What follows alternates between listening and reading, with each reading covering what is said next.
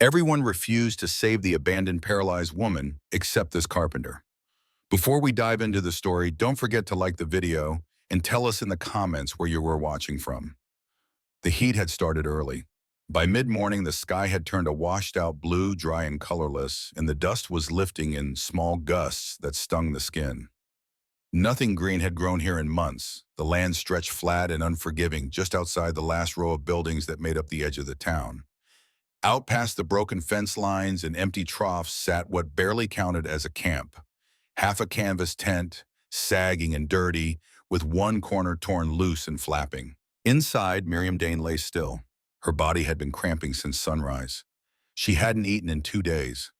The sack her mother had left behind held oats, but the twine knot was too tight and her fingers too weak. She'd managed a few sips from the water jug the night before, but now it sat tipped in the dirt, half buried, the rest spilled. Flies circled. Sweat clung to her jawline. Her long brown hair was matted across her cheeks, tangled with dust. Her skin was pale beneath the sunburn. Her legs hadn't worked since birth. The lower half of her body had always been a weight she learned to pull behind her when no one was looking, quietly, shamefully. Her parents had made sure she knew it wasn't something to speak about. Her father had died 3 winters ago. Her mother and brothers had run out of excuses by the time spring came again. When she heard them packing the cart 2 mornings ago, she'd known what was coming. They didn't yell. They didn't cry. They just told her it was best for everyone and left her with the oats, the water, and nothing else. Now the wind shifted, and a layer of dry grit blew into her eyes. She blinked but didn't bother wiping it away. Her stomach hurt. Her arms trembled from the effort of propping herself against the splintered crate. She could feel herself slipping, mentally, physically. But she kept forcing her eyes open because she knew if she let herself sleep too long, she might not wake up. She didn't want to die. That part surprised her. She thought she might have wanted it once, but not like this, not with her face in the dirt. Footsteps passed once, a mule cart, a man's voice muttering to the animal. She opened her mouth, but no sound came. The man didn't stop. Later, another came on horseback, a uniform, she thought, but the sun was in her eyes. He paused. She felt a stare. Then the horse turned, and she was alone again. She stopped expecting help after that. The pain was dull now, somewhere deeper, under the surface of everything. She was so tired. The sound of another horse came late in the day. Not trotting, walking. Jed Hartley wasn't looking for anyone when he saw her. He was 34, a carpenter by trade, not the kind who built houses. He built yokes, wheel spokes, coffins when needed, and anything else the town didn't have the time or hands for. He lived on the edge of town, alone. Folks who passed his shop saw him sanding or hammering, hammering, always quiet. He never drank at the saloon, didn't go to Sunday gatherings. Most said he was strange but useful. He'd just returned from a 3-day haul into the hills. His pack horse was loaded with scrap iron, oak planks, and a coil of used leather. He planned to get home before dark. No stops. He saw the tent first, then the figure, small, not moving. His boots slowed on instinct. His eyes didn't narrow or squint. He just stared steadily, analyzing. The canvas was rotten. The woman looked half-conscious. One arm twitched when the wind kicked up. He stopped walking. There was no crowd, no sound from town this far out, just wind and quiet. He walked forward until he stood in front of her. His shadow fell across her face. She flinched. "You awake?" he asked. Miriam didn't know who he was. His voice was deep, flat, not unkind. She wanted to say something, ask for water, anything, but her mouth was dry, and she wasn't sure if she could trust the weight in his stare. Still, she nodded, just barely. He knelt slowly, keeping his weight off his knees the way a man did who was used to working close to the ground. Up close, he saw her condition clearly. The legs weren't broken, just wrong. She wasn't bruised, just dried out and too still. Her eyes were clearer than he expected. He didn't ask what happened. "Hungry?" Miriam blinked, her throat worked, but she didn't respond. Jed stood, opened a saddlebag, pulled out a small jar of beans, and unscrewed the lid. He set it near her gently, then walked behind the tent. She panicked for a moment, thought he'd left. Then she heard the sound of it being pulled loose. He came back with two long fence rails and a handful of straps and began tying them into shape. It wasn't elegant, but it was solid. He wrapped one of the cleaner rags from his pack around the upper rail for her head and patted the middle with folded cloth. Then he crouched again. "This will hurt a little," he said. When he lifted her, she let out a sound, sharp, involuntary. Her spine screamed, but his grip was careful, arms steady, not jerky or rough. He laid her onto the stretcher, adjusted the cloth, and strapped her in. Her breathing was fast, shallow. He tightened the straps, then paused to check her face. "You all right?" She nodded. He tied the stretcher to his horse, left her head slightly elevated. Then they walked, slow, even steps, dust rising around their feet. The town didn't notice them. Jed's shop stood at the far edge where the dirt road ended in dry brush, a one-room structure with hand-built walls, a slanted tin roof, and a crooked door that groaned when it opened. The yard was cluttered with split timber, old wheel frames, and tools stuck in the dirt. He carried her inside. The room smelled like cedar, leather, and burnt oil. A cot sat in one corner, low to the ground. A small stove, cold now, stood near the back. His workbench was heavy and stained, covered in clamps, sandpaper, and blades. He laid her on the cot and adjusted the blanket already there. She winced as she shifted but said nothing. Her hands gripped the edge of the mattress tightly. He brought over the jar of beans and sat on a crate beside her. She tried to reach it but failed without a word. He opened it, handed her a spoon, and stepped away. He didn't ask questions, didn't offer comfort. He just let her eat. She took 2 bites before setting the jar down. Her stomach turned, but it was enough to keep her conscious. Jed picked up a yoke from the workbench and returned to sanding. His back stayed to her. He didn't glance over, but he listened. Her breaths, the small movements, the way the cot creaked when she shifted. She studied him from her cot. His movements were slow and practiced. She could tell he was focused, not angry or bored. When her cup tipped over that evening, he turned at once, crossed the room, picked it up, and wiped the spill without comment. His face didn't change. He set the cup back and returned to work. Later, he lit the lamp and checked the stove, but didn't light it. Too warm still. Before going to bed, he brought over a second blanket, unfolded it, and laid it gently across her legs. She didn't speak, but her throat tightened. No one had done that for her in years. Jed didn't sleep until late. He stayed at the bench long after the oil in the lamp began to flicker. The room was quiet, but not cold. Miriam lay still, eyes open for a while longer. She didn't feel safe yet, but she wasn't afraid. For the first time in days, her mind didn't rush toward the worst. She closed her eyes. This time, she chose to sleep. Miriam woke before sunrise.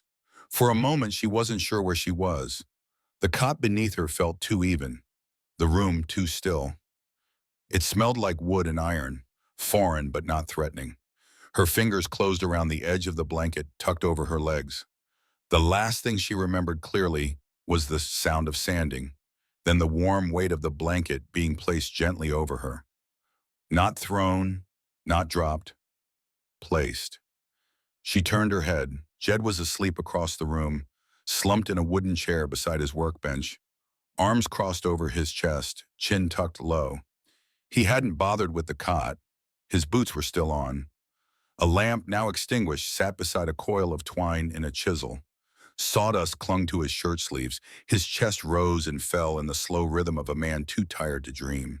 Miriam's body ached in places she had stopped paying attention to years ago. Her shoulders hurt from how he had lifted her. Her back throbbed, her wrists burned where the stretcher straps had pressed into her skin. But it was different now.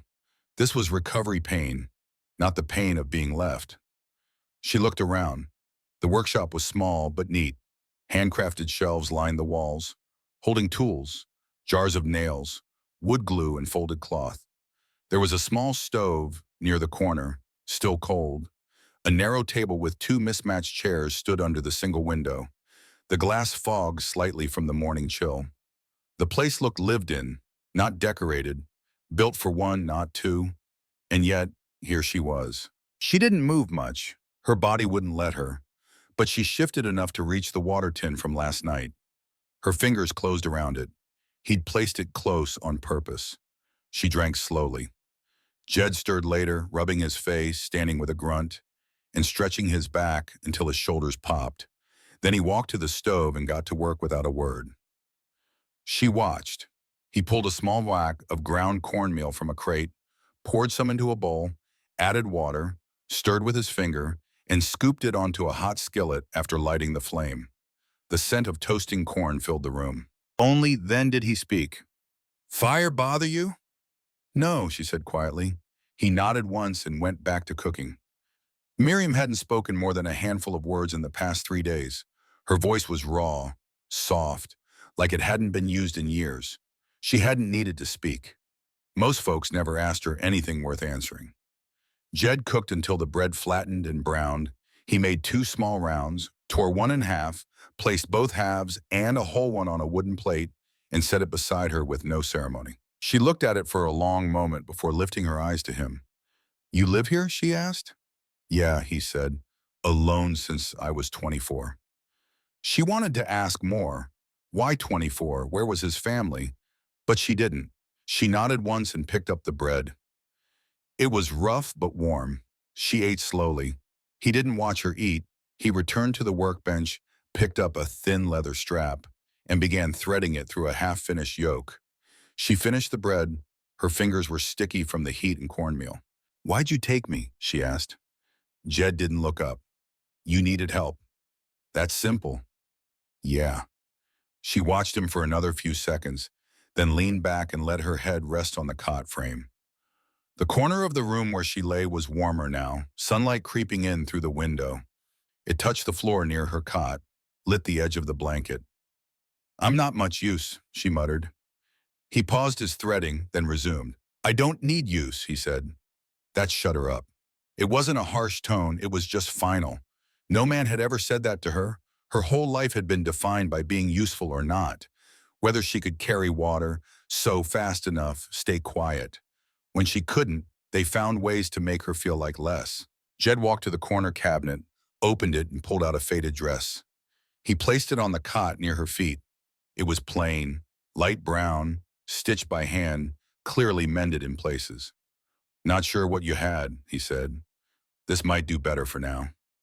Miriam stared at it.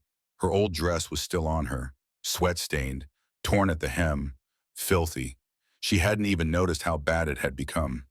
She swallowed. "Can I wash?" "There's a basin outside. I'll bring it in." He stepped outside before she could answer. When he returned, he brought in a steel wash basin filled with cold well water, a bar of soap, and a cloth.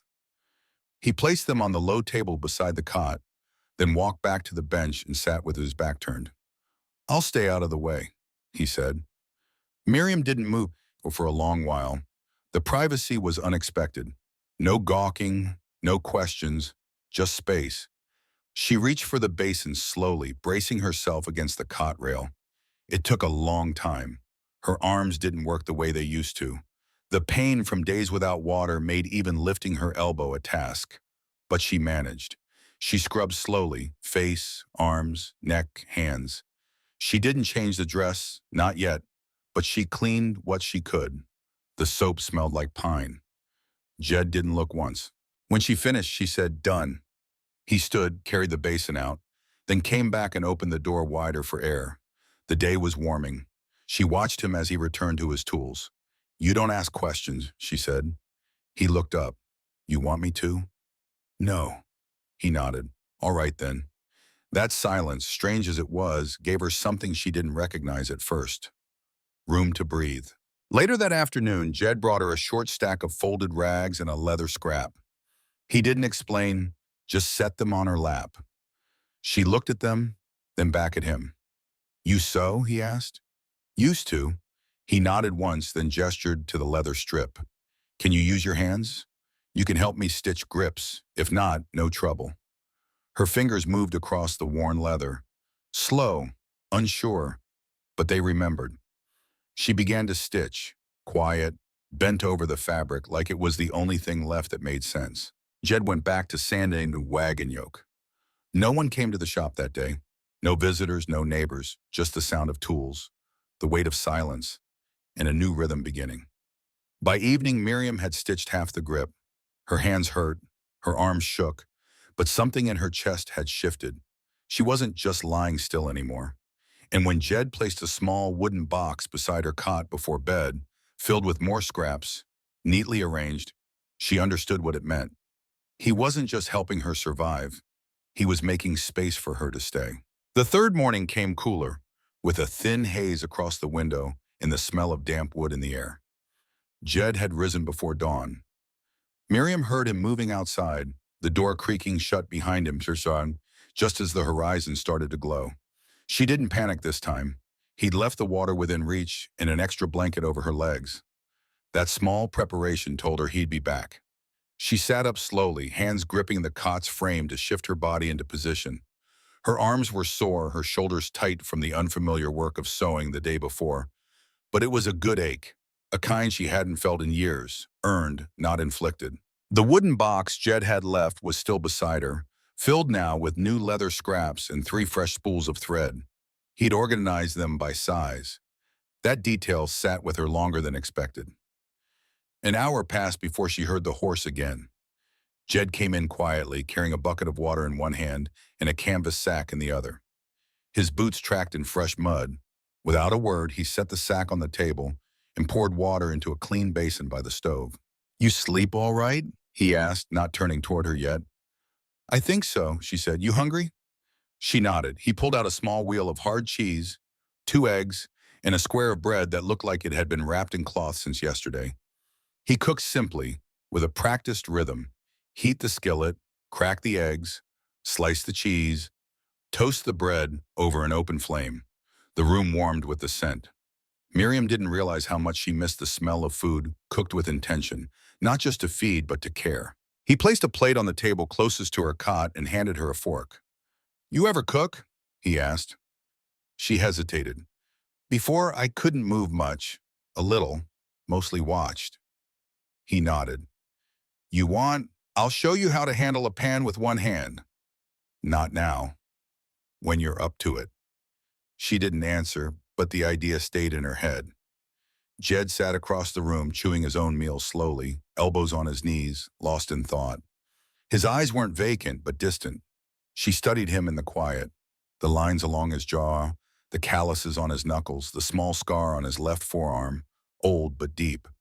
He didn't speak about his past, but it was on him. It moved in the way he looked down when she asked questions, in the way he avoided the town. "You always live alone?" she asked, voice low. "Not always," he said. A long pause followed. She waited. "My brother," he said finally. "We worked together. Barn caught fire one winter. I got out. He didn't." She nodded, not out of sympathy but understanding. "And after?" Jed glanced at the floor, then back at the piece of wood in his hands. "I built this place, figured quiet would be easier." Miriam didn't press. That answer was enough. It wasn't polished, wasn't meant for pity. It was just what happened. "What about you?" he asked. She stiffened. He saw it, didn't push. "My family thought keeping me hidden was easier. When my father died, they stopped pretending." "They just left you." "They said I'd slow them down, that they couldn't feed someone who couldn't work." Jed didn't say anything for a while. "They come looking for you, I'll handle it." It wasn't a threat, wasn't even a promise. It was just something he had already decided. She didn't thank him, but she didn't look away either. Later that afternoon, he brought in a small wooden crate and placed it near the window. Then he grabbed a piece of old wool padding, folded it into a makeshift cushion, and helped Miriam into a sitting position by the window. It took time. He moved slowly, letting her guide how much she could bear. She gritted her teeth through the pain, but once seated upright near sunlight, something opened in her chest. She hadn't sat by a window in years. She traced the frame with her fingertips. The glass was smudged. A bee buzzed outside in the dust. The shop yard was scattered with broken wheel rims and timber links. Jed handed her a small wooden block and a strip of sandpaper. "Try this," he said. "No rush." She took it and began moving the sandpaper along the wood in small, even strokes. Her fingers cramped at first. She paused, then continued. After a while, she found a rhythm. Time passed like that: work, water, rest. By dusk, she had smoothed two pieces, lined them up side by side on the crate, and stared at them like they meant more than they did. Jed walked past once, glanced at the wood, and gave a short nod. Good work. He didn't say more, but that was the first compliment she'd received since she was a child. That night, when she lay back on the cot, arms sore, legs dull, she didn't feel like someone waiting to die. She felt like someone being rebuilt, slowly, like one of the broken chairs Jed kept stacked in a corner, waiting to be fixed, not tossed. There were no questions about what would happen next, no discussion of what she owed him, no fear in the silence, only the steady sound of sanding. For the first time, she closed her eyes and didn't brace for the world to fall apart. It had been 5 days since Jed brought her in. Each morning came a little earlier for Miriam now, and each one felt slightly less like waking from a nightmare. Her arms still ached, her back still stiffened, but she was starting to understand the layout of the small shop, the daily rhythm of Jed's work, and more importantly, the silence between them. It wasn't the kind of silence that judged or waited to be filled. It simply made space. That morning, she sat by the window again, already working a small block of pine he'd given her to sand. She wasn't fast, but her strokes had become more even, and she wasn't dropping the block anymore. Jed was outside chopping firewood. She could hear the slow, heavy thud of the axe striking, then the split of wood, then silence again, over and over. She caught herself watching the door. She hadn't meant to start waiting for him. It just happened. He returned, arms full of wood, shirt damp with sweat, jaw covered in light stubble.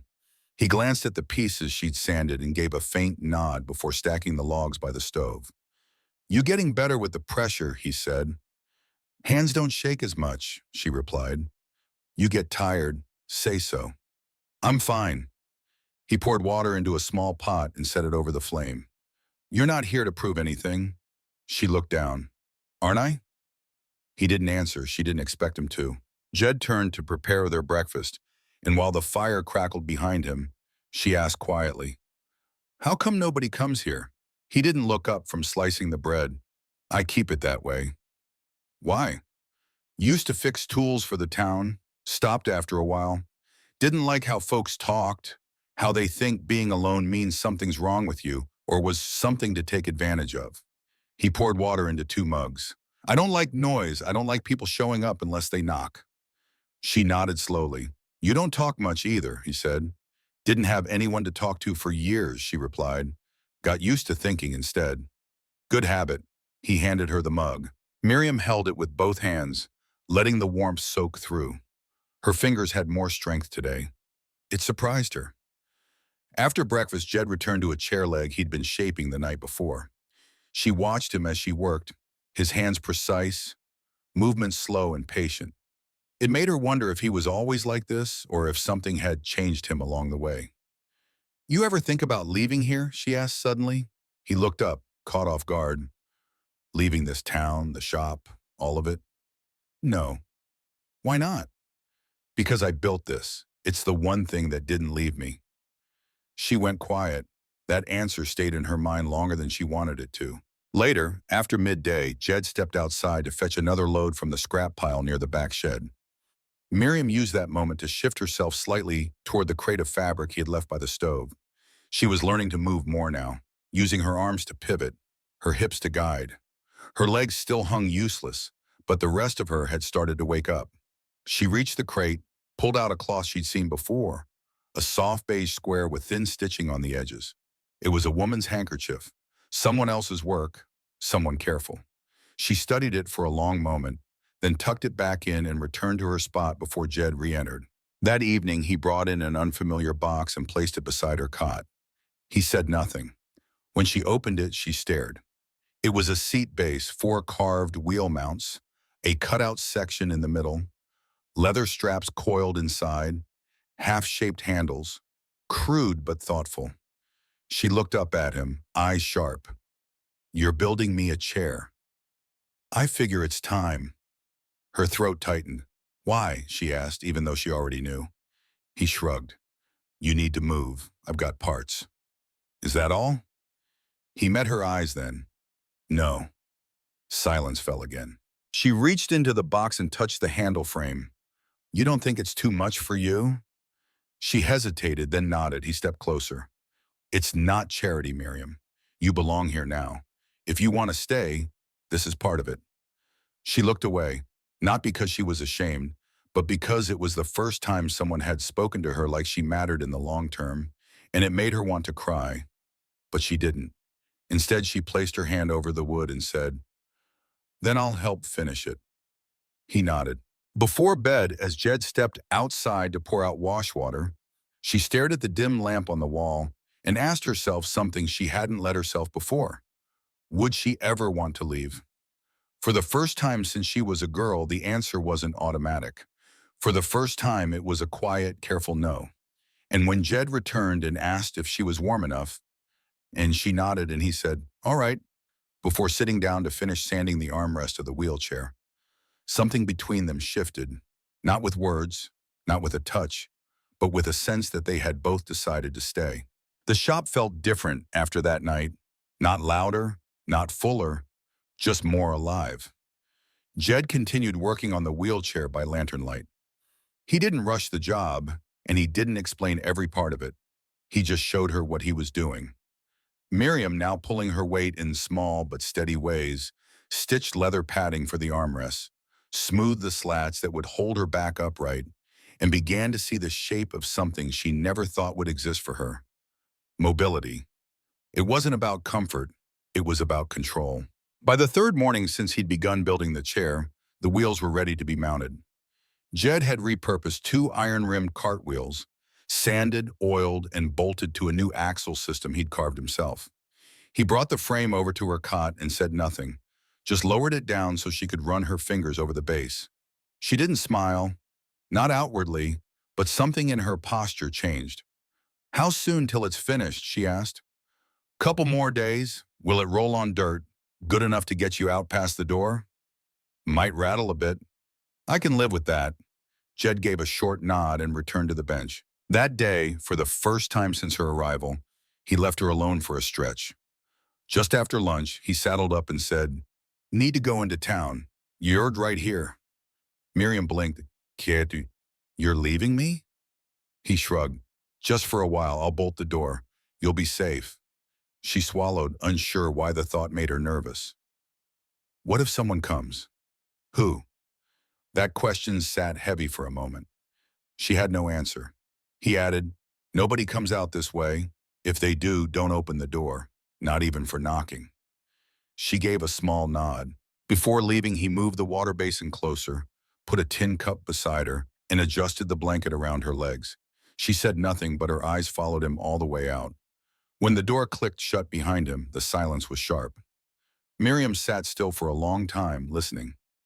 Nothing came. No voices, no wagons, just wind rattling the boards outside and the distant creak of the weather vane on the roof. She looked at the nearly finished wheelchair, then at her hands. She reached for the leather straps, slid them into her lap, and began threading the buckles slowly. It wasn't work she was used to, but her fingers were stronger now. She wanted him to see it when he came back. She didn't know why, but she wanted him to be proud. Jed returned later, his coat dusted in road grit, hands smelling faintly of gun oil. He carried two small parcels under one arm, cloth-wrapped and tied with string. She watched as he walked in, set the packages on the table, and checked the lock on the door before pulling off his gloves. "Everything all right?" he asked. "No trouble," she said. He glanced at the wheelchair frame. The leather straps she'd prepared were sitting neatly in a pile, buckled and trimmed. "You did these." "I did." "Clean work." Something flickered between them, a brief, wordless moment where she felt the air pull just slightly between her chest and his. He untied the first parcel. Inside was a small tin of salve, homemade, thick, yellowish. He placed it on the table near her and said, "For your hands, from the general store, widow. Said it helps with burns, scarring, rough skin." Miriam looked down at her knuckles, raw from the sandpaper. "I'll use it later." He didn't press. The second parcel held something softer, two long-sleeve shirts and a folded skirt, simple but new. Miriam stared at them for a beat longer than she meant to. You didn't have to. They were cheap, he cut in. You're cold in the mornings. She looked at him. His face didn't change. He went to the stove to stoke the fire, but she caught the way his shoulders sat a little tighter than usual. Jed, he paused. You think I'm a charity case? He turned to face her. No. Then why help? Because when I see something broken, I fix it. She stared at him. I'm not a chair, she said. I know. He walked back to the bench, but didn't pick up a tool. She shifted on the cot, uncertain of the weight in her chest. It wasn't pain, not anymore. It was something else, something that came from being treated like she mattered, from being seen, not just helped. After dinner, as he sat by the stove sharpening a carving blade, she asked, You ever had someone live here with you before? No, not even for a little while. Not since my brother. What would he think of me? Jed didn't answer right away. He wiped the blade clean and set it down. He'd say you were tough, he said. Stubborn, too, like me. I'm not tough. You are, he said quietly. You just forgot. They didn't say much after that.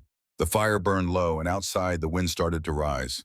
That night, after he blew out the lamp, Jed paused near her cot. You warm enough? Yeah, he hesitated. Chair should be ready soon. I know. His voice was softer now. I want you to try it first out back, just me and you. No rush. She nodded. Before he stepped away, she reached out and touched his wrist lightly, just for a second. Her hand was shaking, but she didn't pull back right away. Thanks, she said, for all of it. Jed looked down at her hand, then at her. You're not here because I felt sorry for you, he said. You're here because I want you here. Something cracked through the part of her that had always been braced to be discarded, not saved, kept. Jed started the morning by sliding the finished wheelchair frame across the floor with both hands, slow and careful, until it stopped beside Miriam's cot. The wheels were oiled, the leather seat stitched into place. The armrests were sanded smooth, and a footrest had been bolted near the bottom, wide enough to cradle both her legs. She stared at it, breath caught somewhere between shunken and dread. It looked real now, not an idea, not a conversation. It was here, waiting. She swallowed hard, then looked up at Jed. You think I can? He nodded once. I'll help. He crouched beside her cot, unhurried. I'll lift from your back and hips, you guide with your arms. We take it slow. She sat up, breath shallow, gripping the cot's frame. Her hands trembled. Wait, she said. I need a second. Jed didn't move. He rested his arm along the edge of the cot and waited. Her mind raced. What if she fell? What if her body folded wrong? What if she embarrassed herself in front of the only man who treated her like she wasn't a burden? Don't rush it, Jed said quietly, but don't talk yourself out of trying. She looked at him, then nodded. Okay, she whispered. He slid one arm behind her back, the other under her thighs. Her muscles clenched as he lifted, slow and steady, cradling her weight as if he had memorized every point of pressure. She winced when her hips shifted, but didn't cry out. She gripped his shoulder with one hand until he gently eased her down into the leather seat. The frame creaked slightly beneath her. Jed let go gradually, keeping one hand near her shoulder in case she tilted. She sat upright, both feet resting loosely on the wooden footrest. For a moment, she didn't move, just breathed. It doesn't hurt, she said, surprised. No, he replied. Built it not to. Her hands rested on the armrests. She looked around the room from this new height, no longer on the floor, no longer confined to a cot. Everything looked different. The shelves were closer, the stove reachable. She looked down at the wheels, the narrow handles, then back at Jed.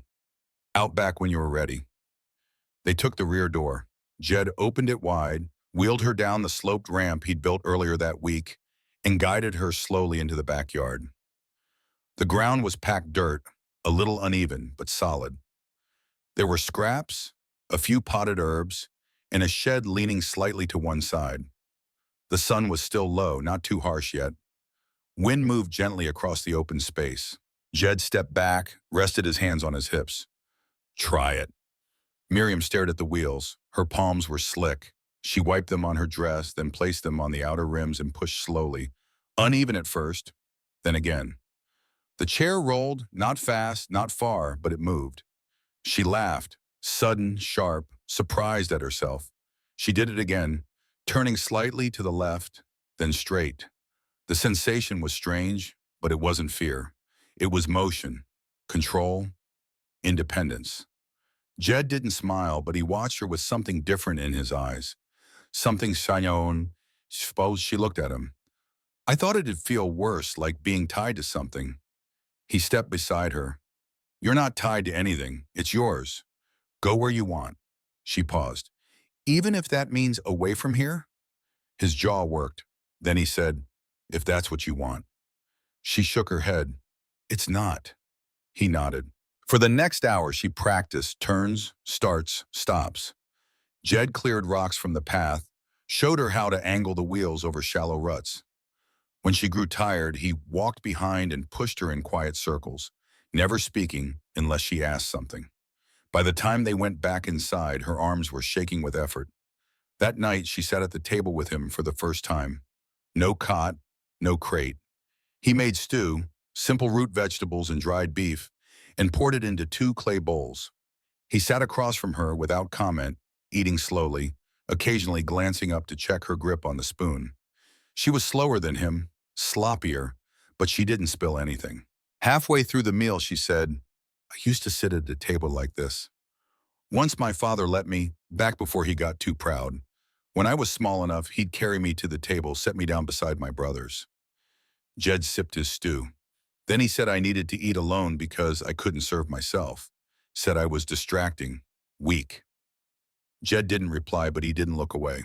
She added, I didn't realize how much I missed sitting eye level with someone. He nodded. You deserve that. Later, while he cleaned the bowls, she sat near the workbench, adjusting the buckles on the side of her chair. Her hands moved steadily now, the tremor less obvious. I've been thinking, she said. Jed looked up. If I'm going to stay, I want to help more. Learn things, real things with tools. He dried his hands. You want to build? I want to try. He nodded slowly. I'll teach you. She watched him, her voice quieter now. Why are you doing all this for me? His eyes didn't flinch. Because I want you here. You said that already. I meant it. Silence settled again. Not uncomfortable. Then, for the first time, he stepped close, not with purpose, not with a chore in hand, just close. His hand hovered briefly near her cheek, unsure, then rested lightly against her jaw. Her breath caught, not from fear, but from the unfamiliar warmth of it. He leaned down slowly, not rushing. When his lips touched hers, it wasn't firm or rehearsed, it was just real. Her hand touched his arm gently. The kiss stayed for a second, then 2. When they parted, she didn't look away. She whispered, I thought men like you didn't exist. Jed said, I thought the same about women like you. They sat like that for a moment longer. 2 people, not saved, not broken, just choosing each other quietly, steadily. For the first time since her parents left her in the dust, Miriam Dane didn't feel like she was surviving someone's pity. She felt wanted. The next morning came with a quiet calm, the kind that didn't announce itself with lighter wind, but settled into the corners of the room. Miriam lay awake before Jed stirred, her body still sore from the chair practice the day before. But it wasn't the kind of soreness she dreaded. It felt earned, like something real had shifted inside and out. Jed was still asleep in his chair by the stove, arms crossed, head slumped. His face, normally unreadable, looked softer in sleep. Miriam studied him in the half-light, unsure of what to call the feeling growing in her chest. It wasn't gratitude anymore. It had passed that line days ago. When he woke, she was already at the table, practicing how to steer the chair without jerking left. She'd figured out a trick with her fingers, grip tight on one side, ease on the other. Jed watched her in silence for a moment before getting up and lighting the stove. Want eggs or corn mush? He asked. Both? He gave a small grunt, approving, and began cracking eggs. They worked side by side most of that morning. Miriam learned how to hold a handsaw steady, how to mark the edge of a board with charcoal, how to loop a leather strap tight around a raw handle. Jed didn't explain things twice. He didn't coddle. When she got something wrong, he didn't sigh. He just showed her again. She watched every movement, determined to learn it the way he did it. By midday, she'd cut 3 usable slats and fitted them into a crate frame. Her hands were red and blistering. "You need a break," Jed said. "I need gloves," she replied. He chuckled, a low sound that almost didn't register. "I'll cut some from scrap hide later," he said. "You earn 'em." She rolled her eyes. "So I'm finally useful now." Jed leaned on the bench. "You've been useful since the first day you threaded that leather grip." She didn't answer, but her face turned away, hiding something that wanted to show. Later, while she washed her hands in the cold basin, she caught her reflection in the metal. Her cheeks looked fuller, her shoulders weren't as sunken. Even the stiffness in her voice had softened these past days.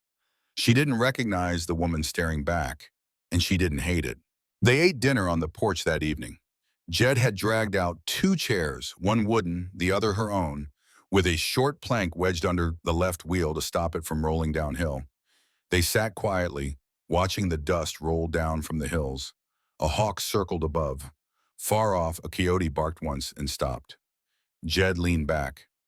"You still think about them? The ones who left you?" She nodded once. "Sometimes I dream they come back, not to say sorry, just to take me again." Jed's jaw moved tight. "They won't come back," he said. "But if they do, they won't touch you." Miriam didn't doubt him. That was new too. She turned her head toward him. "Why haven't you gone into town lately?" He took his time answering. "Don't want to leave you alone again. I can handle myself." He looked at her, then at the ground. "I know, but you're worried." He nodded. "You don't trust people, do you?" "Not most." "Is that about your brother?" He hesitated, then said, "Partly. He died in a fire I should have stopped. Folks in town knew the roof was cracked. I told them they didn't fix it. When it collapsed, he was inside." "I'm sorry." "Me too." They sat in silence after that. The sky turned dark blue, stars bleeding in slowly. Then Miriam reached across and placed her hand on his knee. Jed looked down at it, then up at her face. She didn't flinch this time. "I'm not going anywhere," she said. Jed nodded once, and then, with the same quiet purpose he always carried, he leaned in and kissed her again. Slower this time. Deeper. She didn't hesitate. Her hand went to his collar, gripping gently. The warmth between them didn't come from surprise anymore. When they pulled back, neither spoke for a moment. Jed's voice was low. "You still think I don't exist?" She smiled, small and certain. "I think I do now." That night, they didn't return to separate corners of the shop. Jed placed a mattress near the stove, low, simple, made of wool and canvas, and set it beside the cot. He didn't ask, he just built it. She watched him, heart beating steady.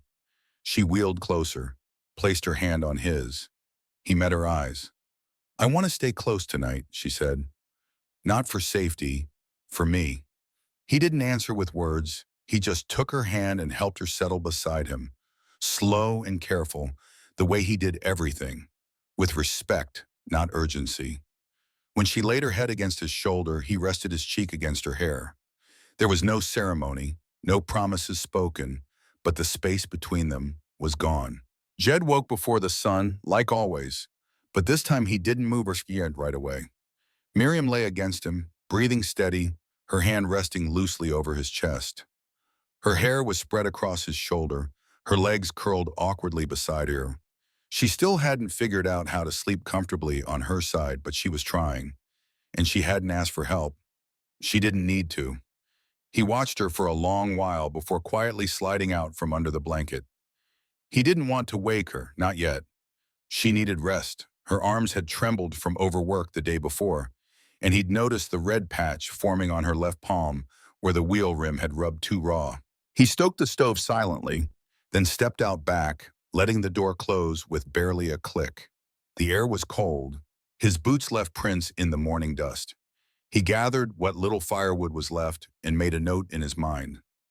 They'd need more soon. They were running low on flour too, and he was almost out of stitching needles. He'd have to go into town before the week was out. When he stepped back inside, Miriam was awake, upright in her chair, already dressed, hair tied back sloppily, but neatly enough. Her hands gripped the rims of the wheels with purpose. "You didn't wake me," she said. "You look peaceful." She nodded, brushing loose strands behind her ear. "Didn't sleep through the night, but it was better than before." "You sore?"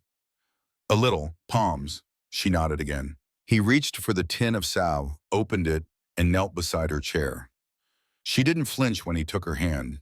He rubbed the ointment in gently, not speaking. When he finished, she didn't pull her hand away. "I want to try something," she said. Jed tilted his head. "What is it?" "Outside, the hill behind the shed.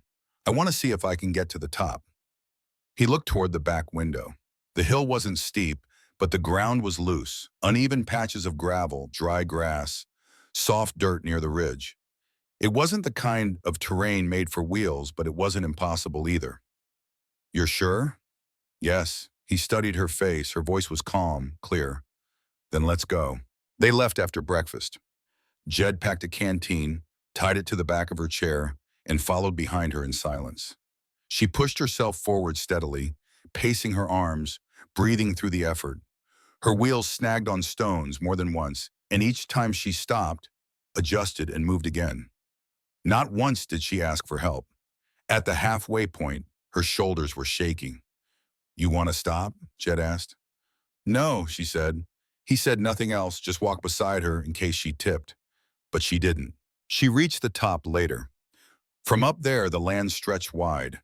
Brown hills rolling into a low blue distance. Scattered trees like scars on the horizon. A ribbon of creek just barely visible far off. Jed stood beside her, arms crossed, face unreadable.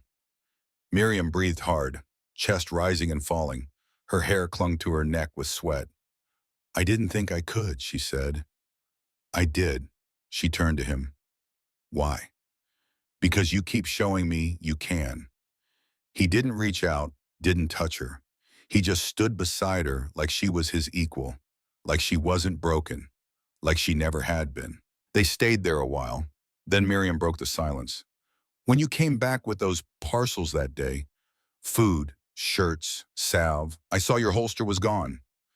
Jed's eyes narrowed slightly. He didn't answer. She continued, "Did you sell your gun?" He exhaled slowly. "Pawned it." "Why?" "Needed coin fast. Thought maybe the chair parts, salve, clothes, they mattered more." Miriam blinked, her chest tightened. "What if someone came after me?" "I'd still protect you," he said, "gun or not. I don't want you to be defenseless because of me. You're not a burden." She turned to face him fully. "I know, but I'm still yours to look after now. Same way I look out for you." He paused, then gave the faintest nod. "That's fair." Back at the shop, Miriam spent the afternoon sorting nails and fitting wooden pegs for a repair job Jed had started, an old rocking chair frame. Jed moved slower that day, watching her more often than usual, his mind elsewhere. By sundown, they sat together on the porch again. But this time there was a different tension between them. Not the old fear, something closer to the edge of decision. Miriam broke it. "I know what people in town will say if they find out we share a bed." Jed looked at her. "I don't care what they say." "I don't either. I just wanted to be clear." He set his mug down. "What are you saying?" She met his eyes. "I want this. Not just the help, not just the space, you." Jed didn't speak. He stood up, stepped in front of her, and lowered to one knee. "I've got no rings here," he said. "No preacher, not much of a name that matters. I've got this place, these hands, my word." She stared at him, heart pounding. "I want to marry you," he said. "If you'll have me." Miriam's throat caught. Her hand reached out, touched his chest. "You're all I want," she whispered. He leaned forward, kissed her again, this time longer, with her fingers clutching his collar, pulling him in. The kiss wasn't rushed, wasn't desperate. It was the kind that stayed quiet but said everything. That night, when he carried her to the mattress near the stove, she didn't resist. This time, they didn't sleep in fear of losing something. They slept like people who had finally found home. 3 weeks had passed since Jed asked Miriam to marry him. The mornings had turned cooler, touched with the kind of breeze that signaled autumn wasn't far off. Leaves from the scrub trees behind the shed had started to curl yellow. And Miriam had begun to move through the shop with such ease in her chair that it barely drew notice anymore. She stitched grips for wagon tools, sorted lumber by width and dryness, and swept the floor each night with a wide push broom strapped to the front of her chair, a method she came up with herself. Jed didn't call her clever out loud, but she saw it in his face every time he watched her work. The cot by the wall was gone now, folded up and stored in the loft. Her place was beside Jed's, not because she needed protection or warmth, but because she wanted it. They hadn't made any announcements, no town preacher, no paperwork, but they called each other husband and wife now. It was quiet, natural, a new rhythm. That morning, Jed was preparing for a supply trip into town. He hadn't gone alone since bringing Miriam home, but now she was strong enough to stay behind a few hours, so she insisted. You need flour, metal dowels, and new lamp oil, she said, reading from the list she'd written. Her handwriting had grown steadier. And thread, he added. You're running low, and soap. He gave her a look. Are you saying I smell? I'm saying the stove does. He smiled, a small thing, but it stayed longer than usual. As he saddled up, he looked back at her in the doorway. You sure you'll be all right? I've got tools, she said, and a hammer. He nodded and mounted his horse. Don't let that merchant overcharge you again, she called after him. I won't. She watched him disappear down the road, then wheeled herself back inside. It was strange how quiet the place felt without him now, not empty, just waiting. She worked through the morning, finishing a leather sheath for a draw knife, patching one of Jed's worn shirts, boiling water for the wash. The salve still helped her palms. The gloves he'd made her fit perfectly. Midday came, then early afternoon, and then came the knock. 2 sharp taps on the front door. Miriam froze. No one ever knocked. She moved slowly toward the door, keeping her chair quiet, her body tense. She didn't open it, just called out, voice clear. Who is it? A man's voice, gruff, unfamiliar, answered. Looking for Jed Hartley. Heard he's got a woman here. Shouldn't be his. Her blood turned to ice. She backed her chair slightly from the door, heart pounding now, hands slick on the rims. Don't know who told you that, she said. Her folks are in town, the voice said. She's got a condition. Ain't fit for living out here alone. Miriam steadied her breath. She's not alone. You got no right playing wife when you can't even walk. Miriam stared at the door, her pulse steadied. She reached to her side and gripped the small claw hammer she'd tucked under the seat. I walked this land longer than you, she said. I built this shop's shelves. I carved that window frame. I stitched the grips on Jed's hammer. And if you're still standing there when he gets back, you'll learn what else I'm capable of. There was silence, then footsteps fading. She didn't move for a while, just sat still, heart steady now. Jed returned an hour later, cart half full. Before he even dismounted, she wheeled outside to meet him. There was a man, she said, his face darkened. What did he want? Claimed to be sent by my family. Said I don't belong here. Jed's jaw worked, but he didn't speak. I handled it, she added. You all right? She nodded. Didn't even need the hammer. He stepped down, walked to her, and took her hand in his. You're not going anywhere. I wasn't planning to. That night, they sat by the stove, quiet again. He reached into one of the parcels and pulled out a thin silver band. It's not much, he said, but it's yours. She stared at the ring, then looked up at him. I don't need proof.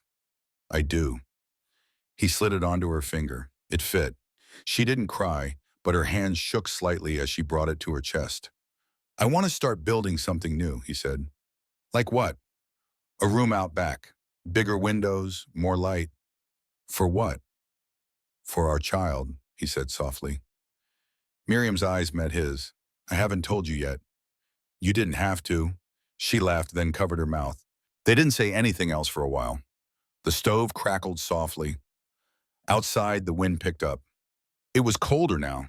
The season was changing, but inside the shop, everything was steady. Miriam rested her head on Jed's shoulder. I never thought I'd end up loved.